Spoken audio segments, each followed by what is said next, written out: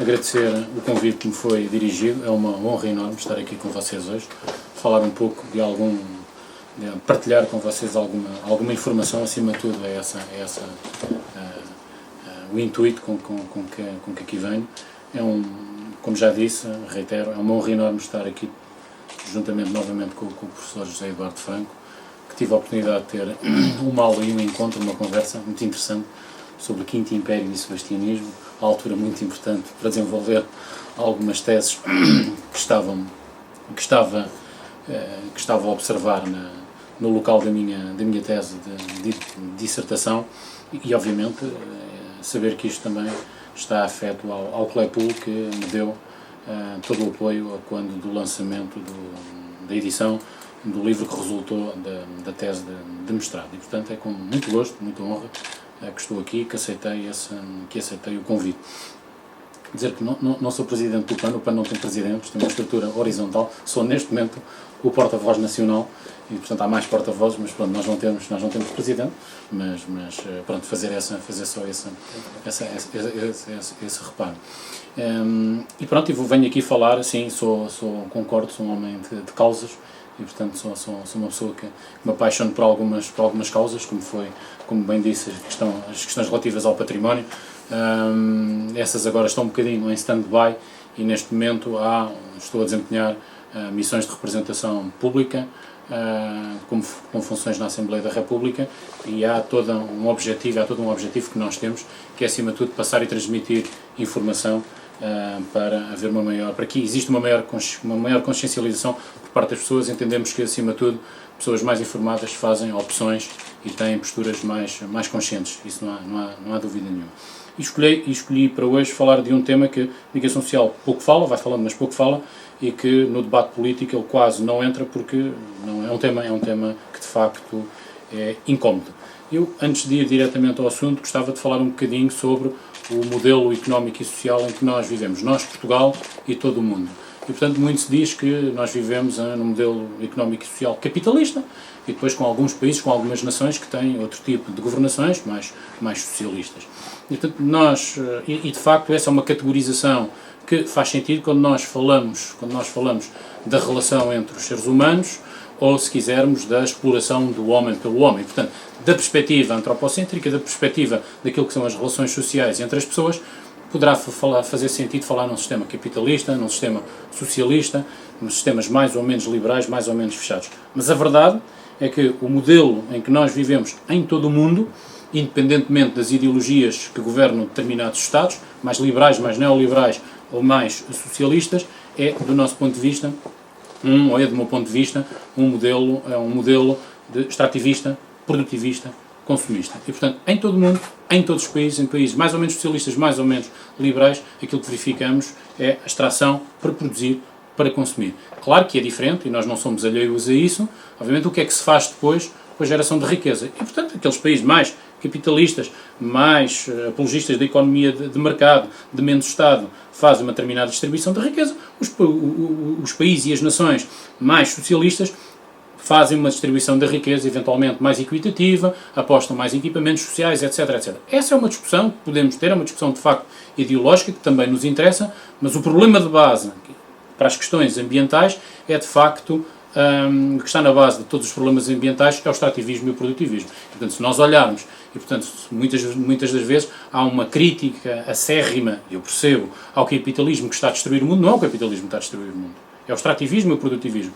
Porque os países, e aqui não falo de ideologia, os países que se dizem de esquerdas, que se dizem socialistas, na prática a forma como geram riqueza é igual à forma como o mundo capitalista gera riqueza. Depois o que é que fazem com essa riqueza é diferente. E, portanto, se nós olharmos para as repúblicas da América do Sul, se olharmos para a China, que se designam de Estados de esquerda, aquilo que se verifica são impactos ambientais enormes. Bom, e de facto aquilo que estava a dizer, aquilo que vivemos hoje é um modelo acima de tudo produtivista, extrativista e produtivista, e que está na base daquilo que chamamos de ultrapassagem dos limites da capacidade do planeta. E, portanto, nós estamos a viver claramente acima das capacidades do planeta.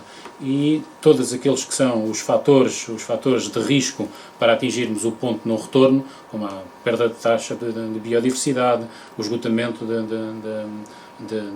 acesso, a perda de acesso à água potável, as alterações climáticas estão cada vez mais e ano após ano a aumentar galopantemente. E um dos setores que mais contribui, uma das atividades que mais contribui para o esgotamento dos ecossistemas, para as alterações climáticas, para a depleção que estamos a viver em termos ambientais, é a produção animal, a produção de gado, especialmente a produção intensiva. Eu gostava só de vos dar este número para vocês, para termos a ideia da dimensão do enorme impacto que a produção de gado tem no nosso planeta. O planeta existe há cerca de 13, 14 mil milhões de anos. Nós existimos não como animal insignificante há cerca de 60 mil anos. Há cerca de 60 mil anos começámos a pensar e, portanto, estamos a falar da espécie Homo sapiens, e há apenas 10 a 12 mil anos fizemos aquilo que se chama a revolução agrícola. E, portanto, colocando-nos há 10, 12 mil anos atrás, e, portanto, há um segundo atrás na história da Terra, o ser humano representava 1% da biomassa animal em toda a superfície da Terra. E, portanto, o conjunto dos seres humanos representava 1% da biomassa animal. Hoje em dia, apenas e só 10 mil anos depois, nós, seres humanos, e o conjunto dos animais que nós produzimos para a nossa alimentação, representamos 98% da biomassa animal em todo o mundo. E, portanto, há claramente aqui, obviamente, com custos enormes em termos daquilo que são a extinção e a perda de biodiversidade.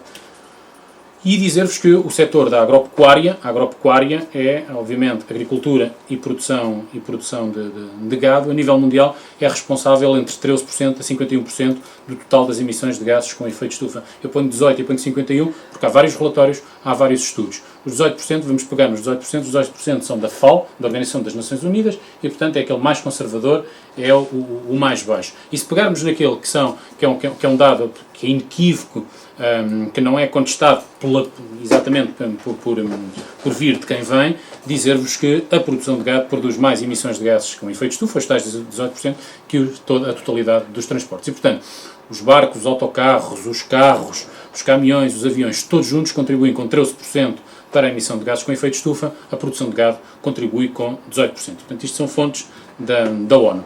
Depois dar-vos aqui algum impacto do que é que implica, o que é que está por trás da produção de um quilo de carne, que são cerca de 15 mil litros de água. Um mero hambúrguer, que são 250 gramas, tem envolvido cerca de 2.500 litros de água, o que é equivalente a um duche convencional a 2 meses de duche. Dizer-vos também que, ao nível da União Europeia, 46% do consumo de água é relativo à pecuária. E Portugal é um dos países europeus com maior pegada hídrica, em que 80% da água consumida é para efeitos da agricultura. E, portanto, é muito interessante, e aqui estou a ser sarcástico, quando o Sr. Ministro do Ambiente nos vem dizer que em períodos de seca que nós temos que racionar os nossos consumos em nossa casa e fechar a torneira e termos alguns cuidados com o autocolismo. Tudo isso é verdade. Essa é a ecologia dos anos 80, é a ecologia dos anos 90. E não é discutível. Mas quando sabemos que 80% da nossa água é consumida, está na pegada da forma como nós produzimos alimentos, é no mínimo incoerente e inconsistente não termos medidas que de facto mitiguem o uso ou o sobreuso da água nestes alimentos. No mínimo, eu acho que penso que deveria haver uma informação cada vez maior e uma consciencialização da população sobre o número, a quantidade de água que está por trás de cada alimento.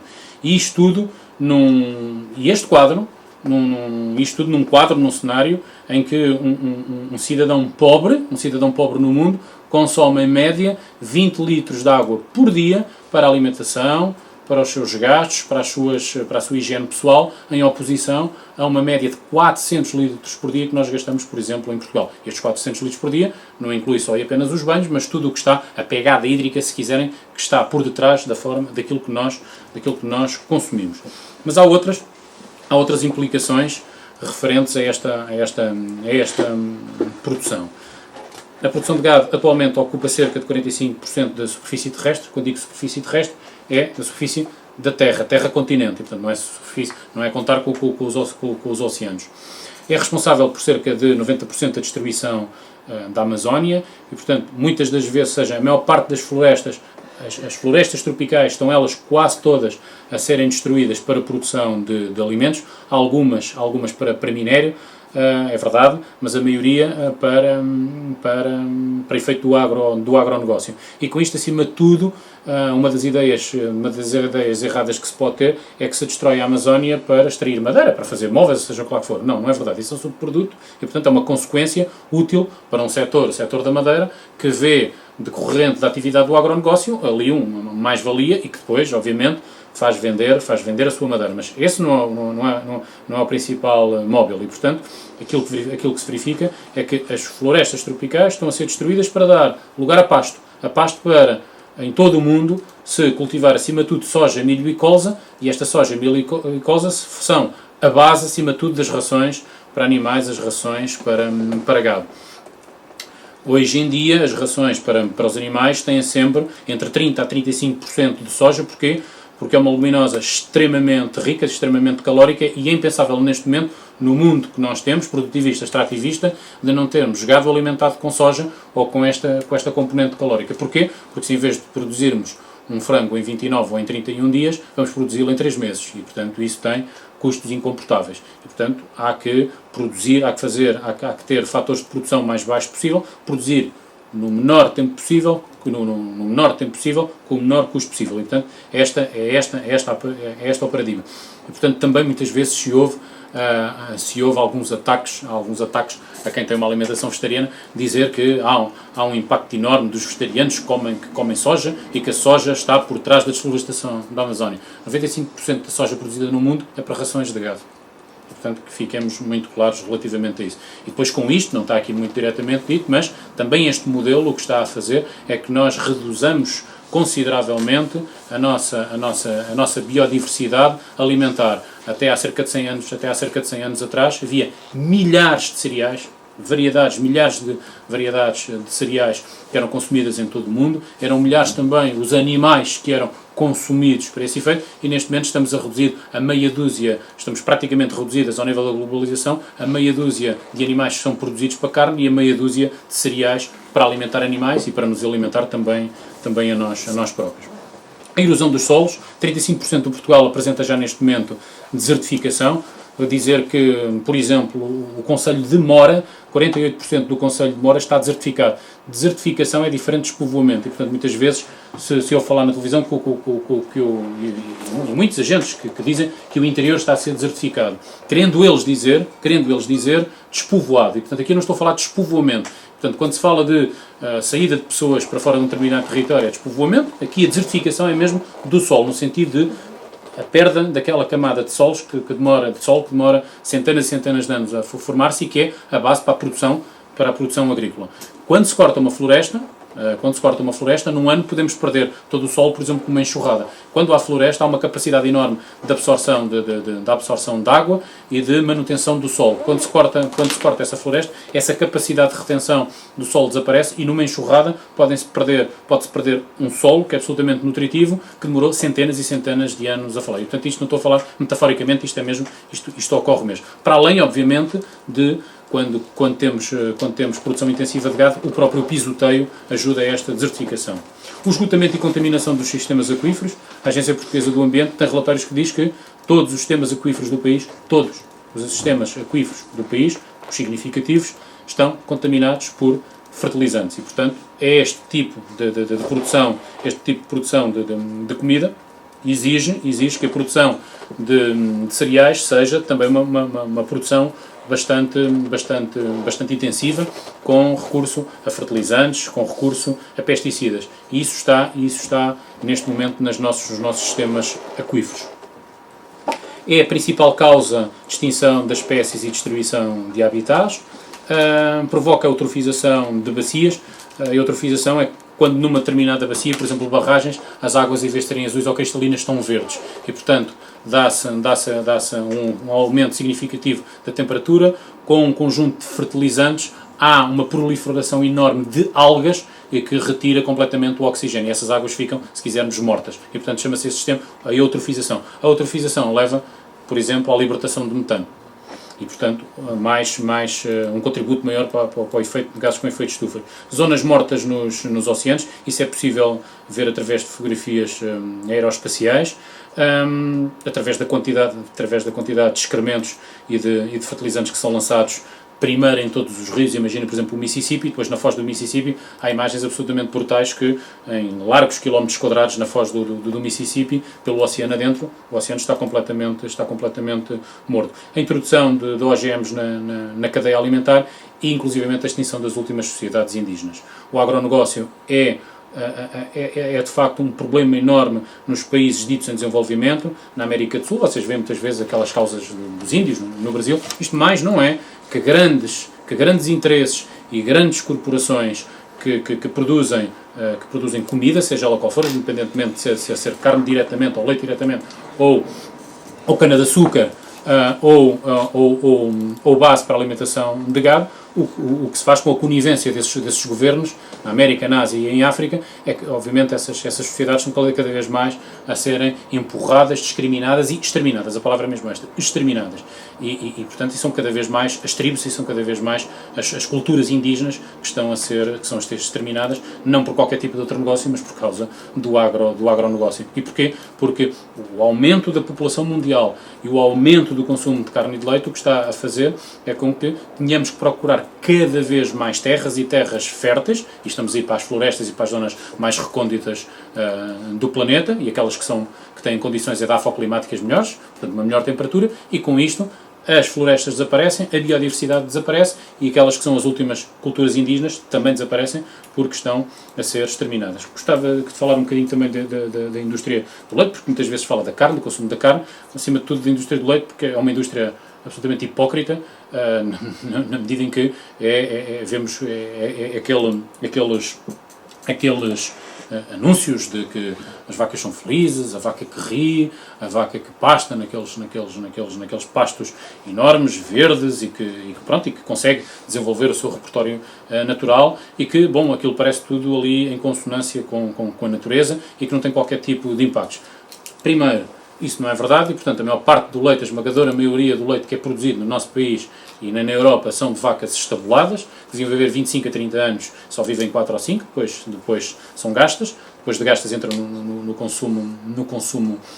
circuito da carne, mas no que toca a questões de impacto ambiental e que muitas pessoas não sabem, porque ouve-se só falar das questões do impacto da carne, é que a pegada ao nível da emissão de gases com efeito de estufa, que envolve toda a produção de 1 litro de leite, tem uma emissão de cerca de 2,4 kg de CO2 equivalente por litro de leite. Dados, mais uma vez, da FAO, da ONU, só para o setor de leite. Se formos verificar quanto é que emite o que é que emite em termos de gases com efeito de estufa a combustão de 1 litro de gasolina, ele emite exatamente ou quase o mesmo. Portanto, estamos a falar de 2,3 kg de CO2. E, portanto, aquilo que implica no que toca à emissão de gases com efeito de estufa, a produção de 1 litro de leite ou a combustão de 1 litro de gasolina é exatamente o mesmo e, portanto, a comparação, de facto, é inevitável. E, portanto, o consumo de 5 litros de leite tem o mesmo impacto ambiental do que uma viagem daqui a Santarém, uma viagem de automóvel daqui a Santarém. E, portanto, fazendo as contas, a um consumo médio de um automóvel de 5 litros aos 100. Isto muitas vezes não se sabe e fala-se muitas vezes na questão do impacto da produção de carne. Portanto, uma vaca leiteira produz cerca de 8 a 10 mil litros de leite por ano, 570 litros, já tinha falado nisso, litros de metano por dia, e uma vaca leiteira, depois de gasto, entra no circuito da carne. Eu coloquei aqui estes de propósito, este nome destes gases um pouco mais complexos e desconhecidos, para explicar uma coisa que provavelmente sabem, mas caso não saibam, isto é importante saber. Quando se fala em emissões de CO2, é o tal CO2 equivalente. CO2 equivalente. Porquê? Temos que ter uma medida para medir todos os gases que são emitidos na atmosfera. E, portanto, o gás que mais se emite para a atmosfera decorrente da atividade antrópica, da atividade humana, é o CO2. Aquilo que, vulgarmente, os automóveis, a indústria, a queima de carvão emite, acima de tudo é o CO2. Mas há outros, para além do dióxido de carbono, a amónia, o óxido nitroso e o metano. E porquê é que a indústria pecuária tem um impacto tão grande? Porque liberta muito óxido nitroso dos excrementos e muito metano da fermentação das vacas. E então o metano tem um potencial de aquecimento 23 vezes superior ao CO2. E o óxido nitroso, agora não sei exatamente, mas não sei exatamente o número, mas tem um potencial de aquecimento ou 230 ou 270, não sei, na ordem das 200 e tal vezes superior ao dióxido de carbono. Quer isto dizer que uma unidade, uma molécula de metano tem o mesmo potencial de aquecimento que 23 de dióxido de carbono. Obviamente, para medirmos numa unidade e para nos entendermos todos, tudo isto depois é convertido em CO2 equivalente. E, portanto, entendi trazer isto para pudéssemos falar. Eu vou acelerar um bocadinho, para que ainda tenhamos tempo para falar um bocadinho, se for o caso, e, portanto, dizer que, cálculos estão feitos, toda a humanidade que comece carne e leite, precisaríamos de mais 3 planetas para nos conseguirmos alimentar. Dizer também que, para além das consequências ambientais, há impactos na saúde, não vou falar neles, não temos tempo, esses são mais conhecidos, e depois há de facto impactos na vida dos animais. Voltando àquele número que trouxe inicialmente, a quantidade, nós estamos a falar de bilhões de animais que são produzidos por ano, de milhares de animais, de centenas de milhares de animais que são mortos todos os anos, e portanto, na perspectiva dos animais, aquilo que se está a passar neste momento é um verdadeiro holocausto, e portanto, aquilo que nós estamos a fazer no que toca à produção de animais, da perspectiva deles, é um verdadeiro holocausto. E depois diz então, bom, perante tudo isto, então quais são as políticas públicas do país para os problemas e os impactos causados pela produção pecuária. E portanto, se há cada vez mais dados sobre esta matéria, o que é que está a ser feito? Bom, devemos estar a fazer algo para mitigar de alguma forma ou para reduzir isto. Não, pelo contrário, criam-se gabinetes de crise, fazem-se selos de excelência do porco.pt para vender mais porco, abrem-se linhas de crédito para produtores, apoio na expansão da exportação do setor, subsídios para abater e incinerar vitelas, programas de leite escolar. Se fazia sentido nos adventos dos anos 80, introduzir leite nas escolas, porque havia de facto muitas pessoas com problemas de subnutrição, hoje em dia a própria bastonária da Ordem dos Nutricionistas já o veio dizer, e estamos a falar da Ordem dos Nutricionistas, que defende o consumo de leite, que isto não tem qualquer, que já não faz qualquer sentido. E, portanto, é mais uma forma de dar alguns milhões de euros ao setor, ao negócio do leite. Isenção de pagamento de impostos, contribuições e fortes apoios institucionais. E, portanto, de facto, não estamos a fazer rigorosamente nada para, de alguma forma, travar, mitigar, como ainda estamos a aplicar o bem comum, o dinheiro de todos nós, a financiar estas indústrias. O que é que nós defendemos? Quem quer produzir carne e produzir leite, que o produza. Mas não com o nosso dinheiro. E, portanto, dinheiro público, isenções fiscais, incentivos para a produção, seja do que for, de uma economia que tem um profundo impacto nos ecossistemas, não pode ser feita à custa do bem comum. Isto é o mínimo dos mínimos. E, portanto, mas não é isso que está a acontecer, pelo contrário, há um empenhamento enorme do nosso governo, do nosso Ministro da Agricultura nisto tudo, sempre com o silêncio do Sr. Ministro da Saúde e sempre com o silêncio do Sr. Ministro do Ambiente, temas que são tabus e que não se pode falar. E depois, claro, quer dizer, formas mais sustentáveis de produzir alimentos estão na gaveta. Portugal era o único, até há 10 anos atrás, que não tinha um Plano Nacional para a Agricultura Biológica. Houve um deputado muito chato na Assembleia da República que falou tantas vezes nisto, que o Governo lá fez um Plano Nacional para a Agricultura Biológica. E está bem feito. Mas pronto, mas depois, para se fazer o plano, é preciso haver uma vontade, um envelope orçamental, é preciso haver medidas para o concretizar. E, portanto, ele está, de facto, na gaveta e, de facto, dizer que o setor, a fileira da agricultura biológica em Espanha, em Itália, está em franco crescimento porque vai conseguindo dar resposta ao consumo interno e vai exportando. A agricultura biológica em Portugal não chega sequer para as necessidades internas, para aquilo que são as nossas necessidades. E podia ser, de facto, uma forma de equilibrar a nossa balança comercial, seria uma oportunidade para povoar o interior, porque, de facto, estes alimentos que estão cada vez a ser mais requisitados em toda a Europa, especialmente no Norte da Europa, mas nós não estamos a aproveitar isto de forma nenhuma. Dizer muito rapidamente também que os pesticidas em Portugal são tributados a uma taxa de IVA reduzida. Já vimos modelos mais familiares, modelos de agricultura biológica que são mais sustentáveis, não estão a ser apoiados e, portanto, isto, do meu ponto de vista, enfraquece a economia local, perdas de receitas e empregos e uma maior dependência de países terceiros. Em resumo, muito rapidamente, dizer que os nossos hábitos e opções alimentares têm de facto enormes impactos ambientais na nossa saúde, na vida dos animais e na vida das pessoas que trabalham no hemisfério sul. Há claramente falta de vontade política em mudar o paradigma produtivista atual, e que o objetivo é a obtenção de rendimento, e que está na mão de todos nós fazer esta mudança. E por fim, explicar porque é que, voltando ao início, porque é que para mim comer é um ato político. Na medida em que deixou apenas de ser uma atitude, uma posição pessoal e social, mas ganhou uma dimensão política. A escolha pessoal e a manifestação política são exatamente agora a mesma, são a faca de dois gumes, fazem parte do mesmo problema e da mesma solução. E por isso é que digo que, neste momento, é um posicionamento por parte de muitas pessoas, no meu caso, e por isso digo que comer é um ato político. Eu acelerei um bocadinho, de propósito, para acabar mais ou menos a horas, ainda termos tempo de falar um bocadinho. Muito obrigado.